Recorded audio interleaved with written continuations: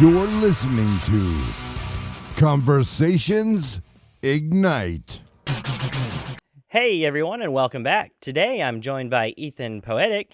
He's a self-published autobiographer, two-time college graduate, mental health advocate, and keynote speaker. I'd also like to congratulate him on his recent award from the NAACP.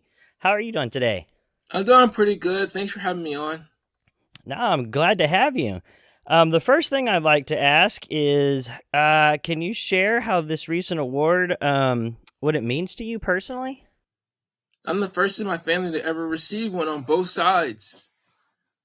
And it's for community engagement with student athletes, overcoming adversities, turning them into my advantage, being a positive person that's seen on the social media and in the public eye, and being resilient.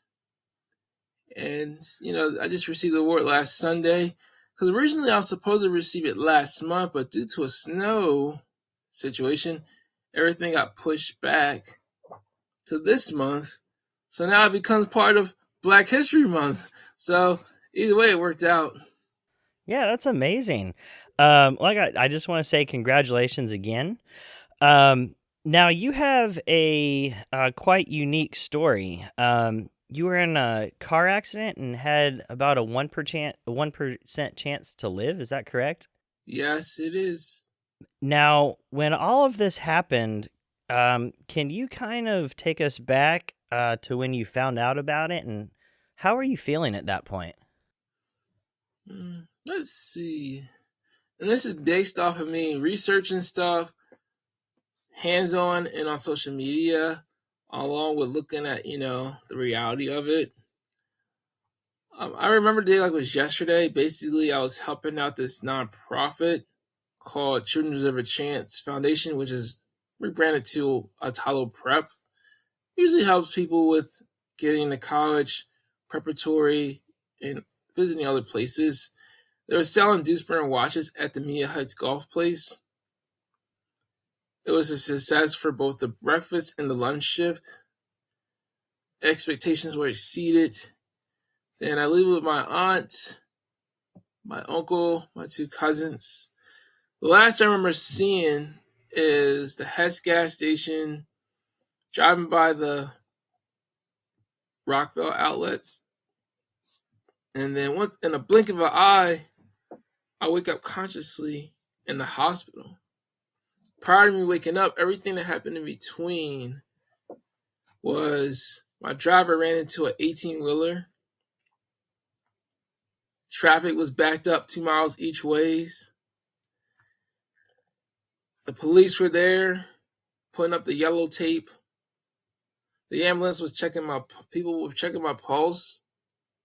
Then they put this neck strap on my neck.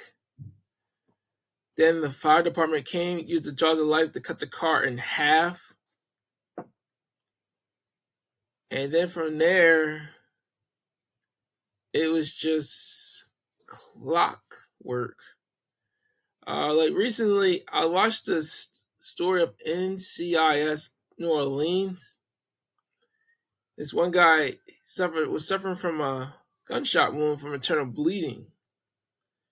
Turns out it relates to me. I have 2 scars here on my rib cages where I was suffering from internal bleeding. What they did was they poked a hole into the rib cage. That way it could delay the internal bleeding. It took me not until recently to figure that out. Oh, wow. I always wondered, how did they stop the internal bleeding if I was supposed to die within 3 to 5 minutes? Because at the time I was in Paradise, Pennsylvania, and the nearest hospital was Lancaster, and that's 25 minutes away. Wow. And then from there, the ambulance people drove with the sirens on to Lancaster General Hospital from Route 30. Either they went on a highway once they got towards the end of the shopping outlets, or they just kept going straight until they drove into the city at Lancaster General Hospital. Then there was this doctor who performed the surgery who had to stop everything he was doing to be there. Prayers were said. Then They thought I died on the operating table after they did the surgery, put me in a coma or whatever. And I was cloud nine on a lot of medicines. And then it was just a situation of, will I wake up? Because one woman had cried hysterically because she thought I'd pass. And then about a week later, I wake up twice, one on a cloud nine state. And people said I was reciting poetries and being funny sometimes. And then on a more conscious state, I wake up, I'm in the IC unit. I got IVs in both my veins.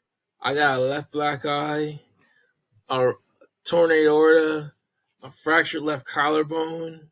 My wrist got injured. I lost over 80 pounds. And then nobody wanted to tell me what's going on. I see this woman at the door. She's crying, tears of joy that I'm alive. And that was the day I was declared a walking living miracle with a long journey to go. What a terrible thing to have to go through, but it seems like it's done a lot of good for you and a lot of good for other people. It seems like from what's happened to you has kind of changed your life, and now it seems like you're trying to help other people.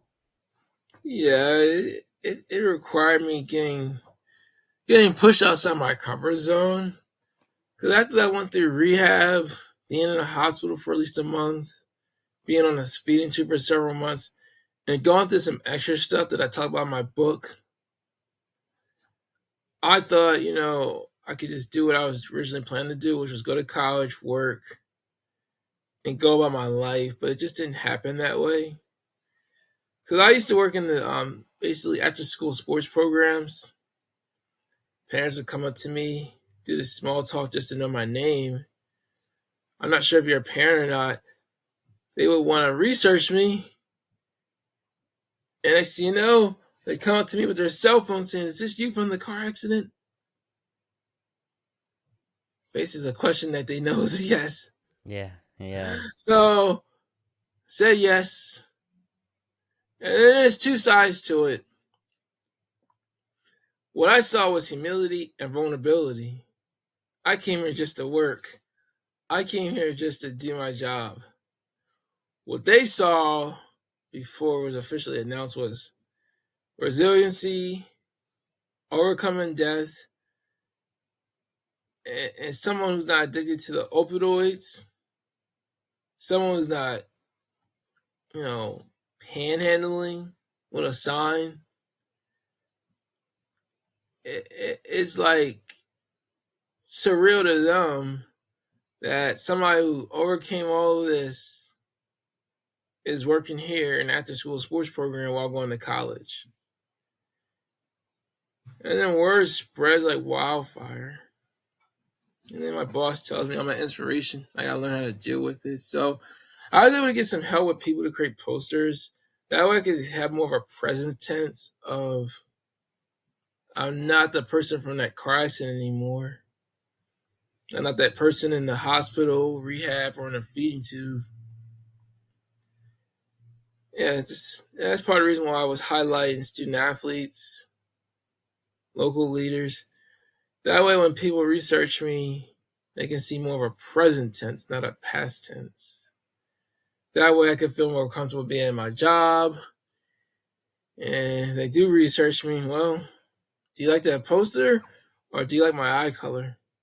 Now, after all this happened, you still did go back to school, and you've gotten 2 degrees now, correct? Yes, I did. So it hasn't stopped you from still living your life. It just kind of changed it and put you on a different path. Yeah, I went to Harrisburg Area Community College. In the beginning, I was just ride the bus there, do my work, go to classes, see the tutors, then take the bus back into the city, go to work, go home, or go to a networking event. And that's what I was doing consistently. And then, my life changed one day when I met with my academic advisor. she always prints out my degree audit. And when I saw her on the other side of her desk, her eyes smiled like ear to ear.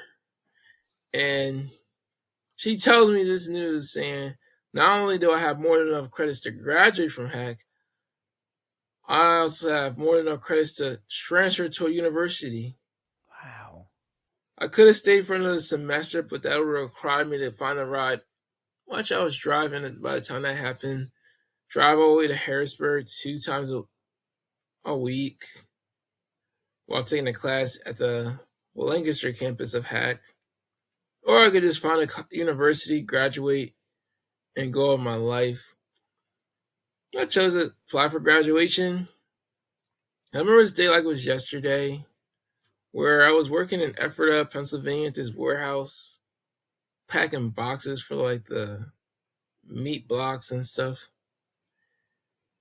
And once that shift was over, I told a few people I was going to graduate college. She said, go out there, go on, do what you got to do, take care of business.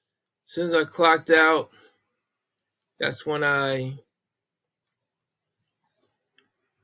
drove straight to Hershey, Pennsylvania at the Giants Center. Thankfully, I made it like 20 or 15 minutes before the graduation ceremony started. And then from there, it was just time to cross the finish line. Yeah, I remember a day like this yesterday, basically my name getting announced, being seated, picture taken. And afterwards, I went out to eat with a few people. I didn't drink any alcoholic beverages because I had to wake up the next day for work. So that was put on hold. And then when I applied for college as a transfer student, I only applied for one place, which was Mills University. And they accepted me right away. So I just had to pay the commitment fee. Then I had access online. Then a meeting was set up with the head department of communications and theater. Her name is Dr. Teresa Russell Loretz. After that, she insisted I take this business class. And then when I did take it, ended up being in class with a friend I hadn't seen in a while. So that helped the transition a lot. So you kind of touched on it earlier. So from your and I want to again congratulate you on receiving the NAACP award. Can you tell us exactly kind of what you received it for once again? Community engagement, overcoming adversities, being resilient, and being a positive leader and role model towards the youth, student athletes, local leaders, social media, and in the public eye. Now, for any of my listeners that don't quite know what the NAACP is or kind of what they do, can you kind of explain that for them? It's an organization that started over 100 years ago. During a time period, they were advocating for people of color, also known as Black, brown people, to get fair treatment in the workplaces, housing, and other things. They were also there during the time period of Malcolm X, Muhammad Ali, Dr. Martin Luther King, for, standing up behind their leaders, but also supporting them financially. And also in person with the marches, the sit-ins, boycotting certain businesses that wouldn't serve people of color or want to be separated. Like two different water fountains have two schools in the same school district to keep people separated. But yeah, NAACP has come a long way over the years. And I realized the reason why I received this in my family is because I was different for, times are different from back then to now. If I look back on the past generations before me, most of them were working class people, blue collar people. Very few men actually to pursue higher education due to, some people were able to learn a trade, get certified, start a family, have a wife, become a homeowner, start building equity. And then there were some who decided to go to college, like my one cousin. He originally is from Coatesville, Pennsylvania. That would be my grandma's nephew. His name is Hubert Marshall or Hubby Marshall. He was the first 1,000-point scorer at Coastal Area Senior High School at the Scott Building. He also played at LaSalle College and then played in the NBA. He was the real deal. He was the man that put in the work towards his craft. He loved the game of basketball so much that it came with a lot of sacrifices, but it paid off dearly. As far as my generation of men on my mom's side, I'm the only person with not just one college degree, but 2 college degrees and all these accolades and recognitions.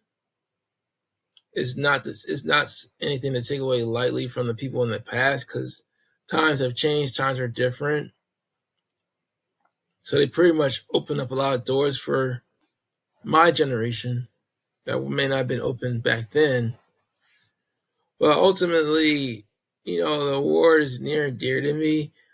Like when I remember, like it was yesterday, even though it happened last Sunday, my mom was there, several family members, and there was other people receiving an award as well for their contributions in society as well.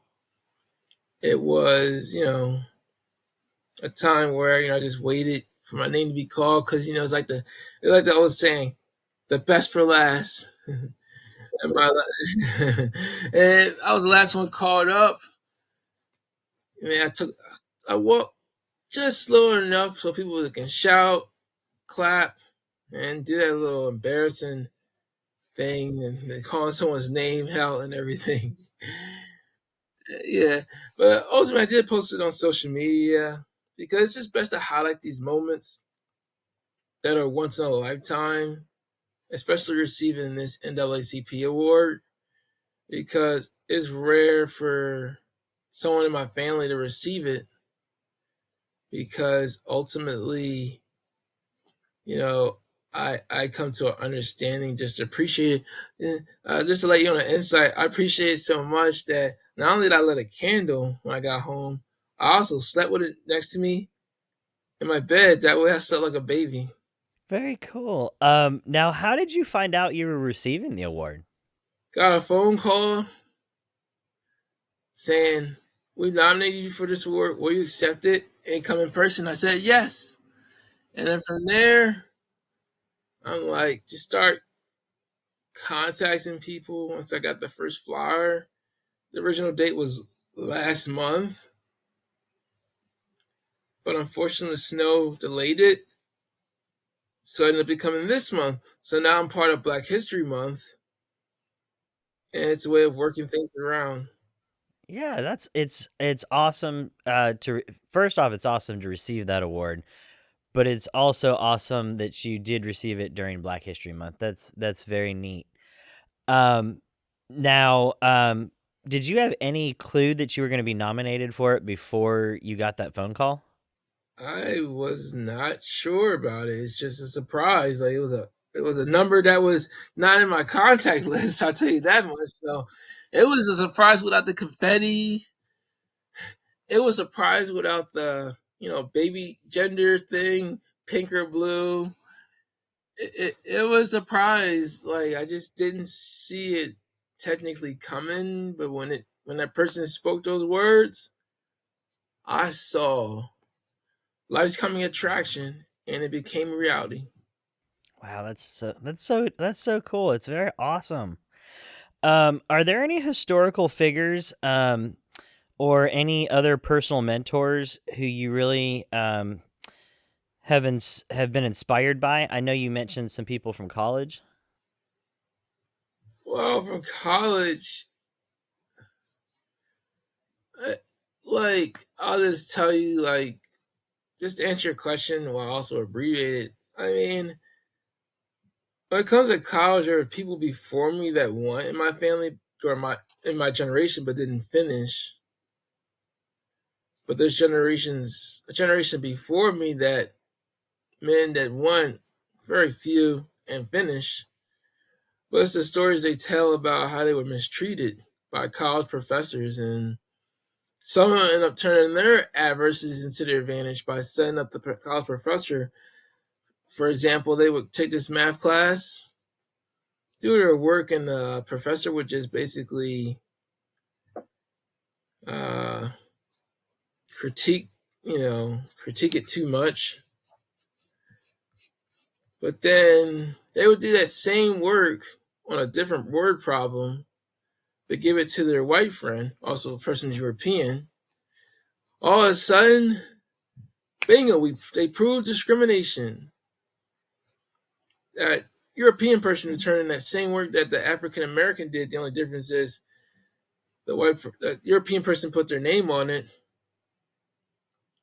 and then from there they went to the Avos or somebody and said we found discrimination, and they investigated the college professor, and bam, busted. So basically, the college student had two things: take the P for pass, or put up with this stuff. They decided to take the P for pass, and that college professors who were doing this type of stuff against people of color were notified, stop doing this, or you're going to cost us a six-figure lawsuit, or maybe seven, because colleges were receiving federal and state funding, therefore federal and state laws apply as such. But moving forward, there's a lot of people that I know that graduate college, but the difference is just I did it without a scholarship or academic scholarship. I was working 1 to 2 jobs at a time. So it was a grind of just doing it nonstop, continuously all year round, year in and year out. I mean, I can look at Deion Sanders, how he, was playing for the Yankees, getting paid 6 figures, or at least 5 figures, while still going to college. Then I can look at Barry Sanders, who graduated from college and went to the NFL. But ultimately, it's just, I'm just glad I graduated twice, and it was a wonderful time period for both situations. The difference between the two is that when I graduated from Hack, it was more under the radar. When I graduated from Mills University, oh man, basically, I officially graduated during 2020 during COVID, the month of December, and I ended up having my own ceremony, private. And then from there, once 2021 happened, I received my proclamation declaration from the Lancaster City Council. I'd like to shout out Miss Janet Diaz. She helped make it a resolution. And while the news reporter was there, he realized he has an inspirational story for his newspaper.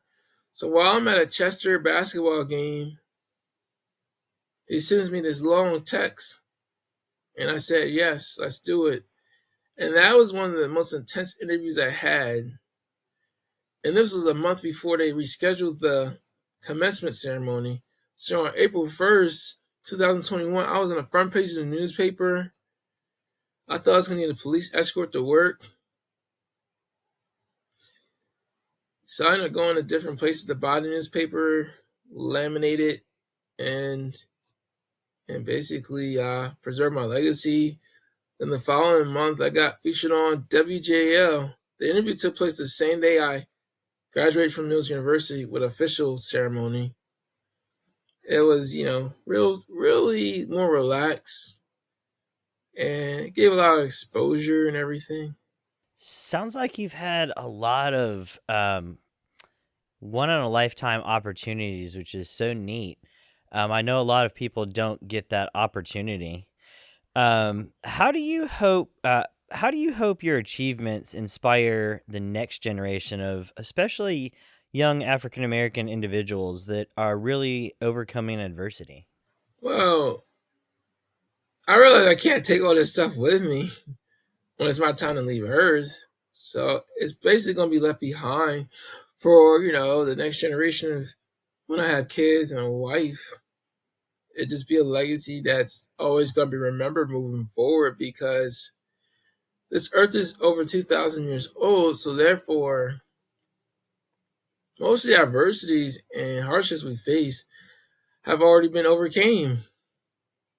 The question is, do we want to be resilient or be the victor? Like, for example, it's personal, but it's gonna be relatable. I got taught by my parents. It's just my parents were never together, but I realized if they would have made better choices and turned the whole situation around, they would be known for resiliency and turning certain choices to their advantage and have a great testimony.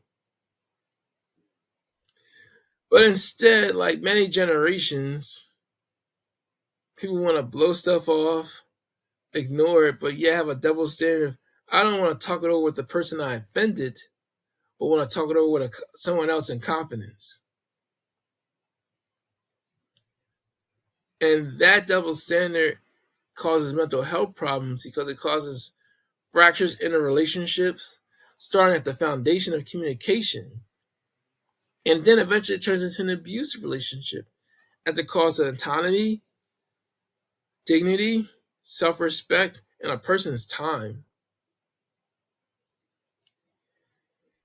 And to further go deeper into the situation, the person eventually gets held accountable for it, because that person you thought you told in confidence end up telling that child when they become an adult what was really going on. Because the person in confidence didn't need to hear that. The person who really needed to hear it was that child. And so far too many times I see people passing down generational trauma, wounds, scars, and their excess baggage. But here's this kicker. The person who's experiencing it is not meant to carry that with them. They're meant to unpack that. Whether it's through therapy, whether it's through like a video chat, a phone call, a text, or even like an app for therapy. There's also a holistic approach. There's also addressing your offender and all the other stuff. Because until we face the music of our own reality instead of hiding away from it, that's when we become a better versions of ourselves. And far too often I see people want to be mysterious about themselves. And people think by telling them certain things they're doing, that takes away the mystery. But the real mystery I learned after reading books is that the real mystery is this, and this is a real deep thought, is when, how does that person treat you behind the scenes, away from the public eye and on social media? How does that person treat you when there's a disagreement? What is that? Can that person be easily broken? It's one thing to bend, but is that person broken? Because you cannot thrive in a relationship that's broken. And where are they at with their mental health? Where are they at with coping skills? Where are they at with addressing the root issues that come up to the surface? Because until a person does the work on themselves individually, they'll be bleeding on people that didn't even cut them. What an amazing just kind of look at everything. Great questions, and I can definitely see how what you've done, I can definitely see is going to impact generations to come. I really can. And I want to thank you for everything that you've done. Thank you very much. So you're not only a mental health advocate, but you also have done an autobiography, and I heard you mention that earlier. What prompted you to kind of write an autobiography? I was in the spring of 2020 during COVID. I got invited over to this Greek family's house for lunch. who was having a good time and everything. Then one person said, Ethan, you should write a story about your life. Then another person says, it was like this big yes chant around outside. I honestly wasn't ready to talk about my story. And it's my senior year of college at Mills University. But it's hard to say no to somebody when someone served me some champagne, some lobster, scallops, and some other nice food. Eventually I gave in and said yes. Then three situations happened. This one guy introduced me to a publisher, and it was a waste of time because that person presented me a contract that was more in their favor, not my favor. And it was only for one version of a book, soft cover. So I had to pass. Then another company contacted me while I was writing. They said if I signed with them, they'll turn my story into a movie and a soundtrack. But I had to turn them down because they would get the lion's share of the profits. Meaning they would make the most money while I get a fraction. So I ended up becoming a self-published author through Ingram Spark, and I got invited to self-publishing school by Chandler Bolt, who's the #1 self-published author around the world. I went to 2 webinars, learned what I need to know. They sent me the PDF, and I realized all I had to do was just form my own team, hire my own editor, person to the book illustration, pay for the copyrights, the barcodes for the softcover, hardcover, and the ISB numbers for the hardcover, softcover, and ebook. Then I did the audio book with a different person independently. That way I maintain all my rights.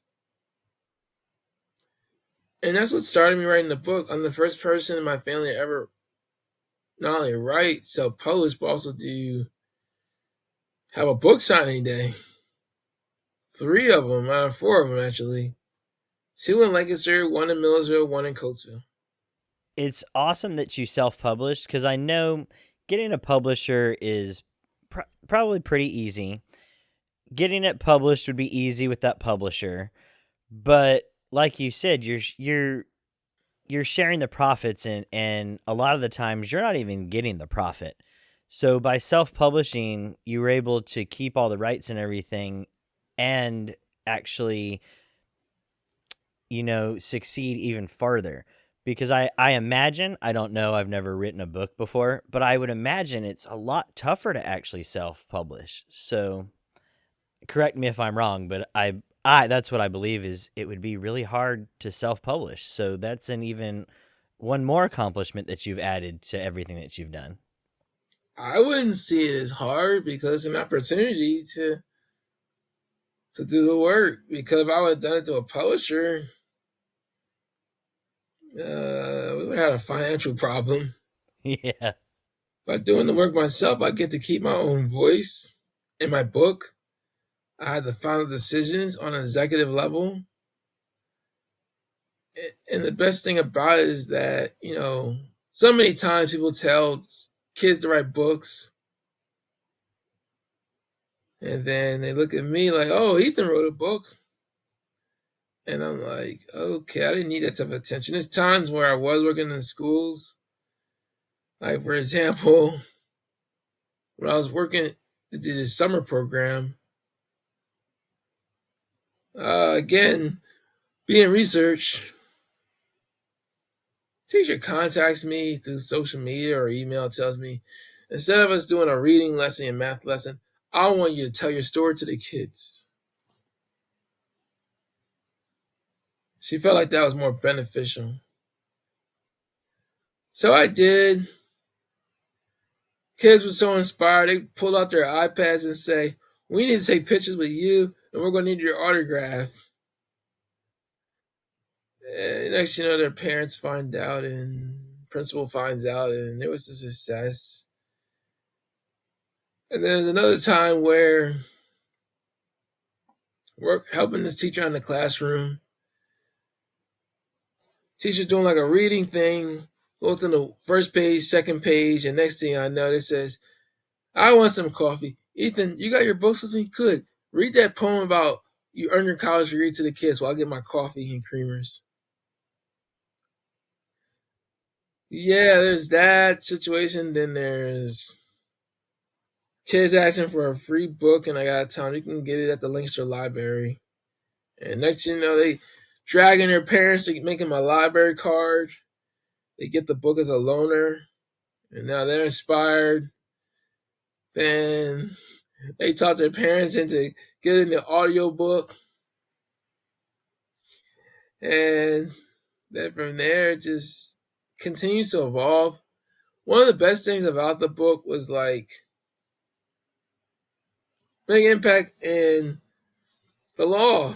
Like for example, this person I used to work with, she told me to come to her job at the Lancaster County Courthouse. She introduced me to all the people on probation and parole. And now they end up buying my books.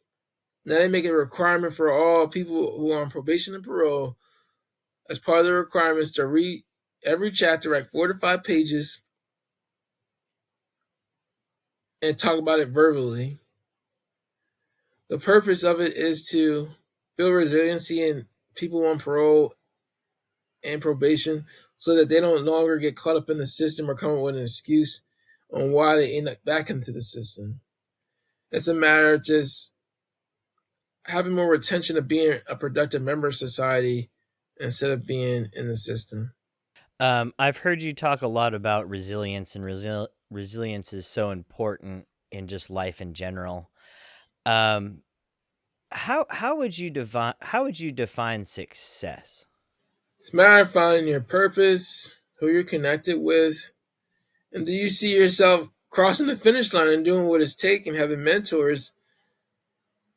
Because, most success stories have different journeys and different time periods. It's just a matter of what do you want to do to create your own success story in your own words, not so much being in a copycat league. Finding yourself would kind of be success. Yes. When you find your success, when you find yourself, you find your purpose, now you find your gifts. So as a mental health advocate, how do you incorporate the importance of mental health into like your writing and especially your speaking? Because I know you do a lot of keynote speaking, correct? Yeah, I'll make a long story short. Like, for example, this is me talking about my parents again. Basically, I had my 5th grade promotion. My cousin's parents are there, but my parents are nowhere to be seen. Then, around August, my mom has my sister, newborn baby, and everything. The next day, the guy who she was cohabitating with goes on a drug and alcohol binge. And then she lets him back in. No punishment, no accountability, puppy syndrome. Then her and my dad, it was his idea for me to live with him, and I'm transitioning into 6th grade. Then he signs me up for football late. When I would go to football practice, he or other family members and my stepmom would always make sure I get the football practice, get a ride there and back home. I had more individual attention, but there was an underlying reason behind it. It was about money. I'll say it again. It was about the money. Because he wanted to get off child support. The problem is you can't make a claim with the court saying you want to get off child support because I'm living with you for 1 month. The law states a child or a minor has to live with you for at least 6 months. That would prove 6 calendar months in a year. It's kind of like poker. You didn't showed your hand to not only my grandma, but also my mom. And they ended up having a conversation when my grandma called her on the phone, said, I need to talk to you. Come to my house. My grandma lived down the hill. My mom drove. She came in, sat in that living room. And my grandma told her, my adult son is trying to get full custody of your son. Talk about a woman scorned. My mom was so pissed. She came to my football game, and after the game was over, normally, it's like I feel embraced like everybody else's family. Like I see other kids with their parents. And this time it was much different. After the game's over, there was a big argument between my parents, and I'm caught in the middle of it.